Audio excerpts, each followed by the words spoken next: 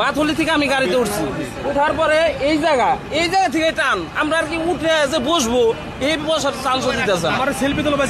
Serial সামনে হলে দুইটা সেলফি, অগো আগে যেমন লাগবো আর কেন আমরা মানুষ না।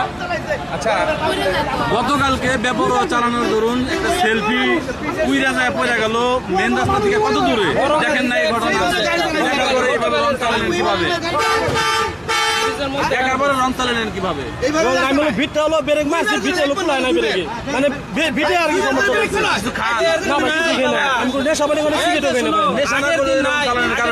ভিটটা হলো ব্রেক মারছে, রানিং আছে, ঠিক আছে না ভাই?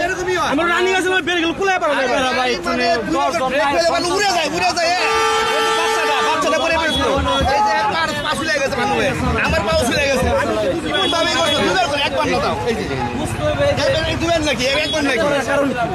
ওরা বলতেছে নীলা চড়ার আগে আসছে, ও নীলা চড়ার ওভারটেক করতে গেছে, ও নীলা চড়া মাফ করবো কি, ও সাধারণ মানুষের জীবন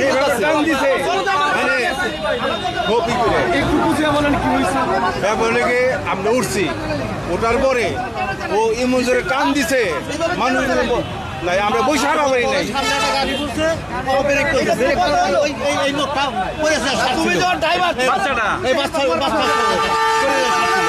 এই অবস্থা হেল্পার কয় না, গাড়ি থামার আসলে হেল্পার তোমরা খাও কিছুই খাই না, কিছুই খাই না ভাই, আমরা এরকম করে গাড়ি চালাবো না।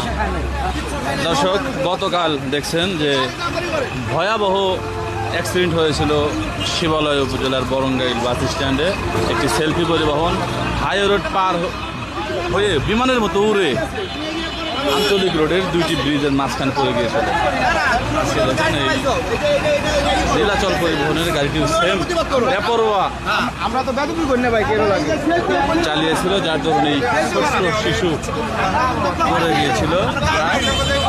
আবার অনেকেই মানে মেয়েটা যদি আমার কাছে থাকতো তাহলে আমার বাচ্চাও পড়ে যেত। আমার কাছে ছিল দেখে আমি সাপোর্ট দিয়ে রাখছি। এমন ভাবি হয়েছে আমি কি বুঝে যায়, এমন অবস্থা পড়ে যায় সারছিলাম। আচ্ছা, আপনারা থাকেন, ওরে পুলিশ আনেন, পুলিশ যাই কি আইনে নামো, তুমি নামো, রাত্রিরে তোমার বিরুদ্ধে অভিযোগ, তুমি নামো, তোমার প্রশাসন আসুক, তারপর তোমার একটা ভালো মন্দ যা করে তারা করুক। গতকাল দেখার পর আজকে কেন এরকম হবে? গতকালই ব্যবহারের কারণে সেলফির দুর্ঘটনা ঘটছে, এটা সবাই জানে, তাই না? এরকমের কারণ কি?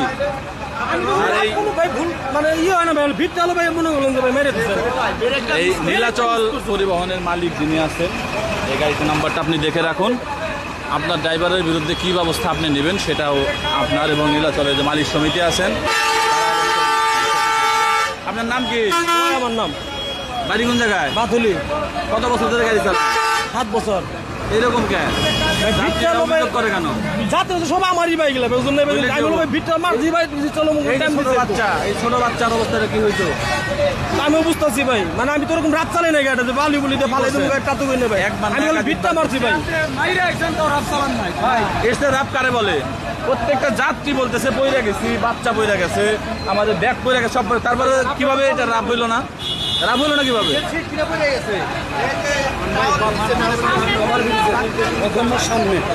এসব প্রশাসনিক কর্মকর্তা যারা আছেন, দয়া করে যাত্রীদের জীবন বাঁচান। আপনারা দয়া করে রাস্তায় একটু নজরদারি বাড়ান।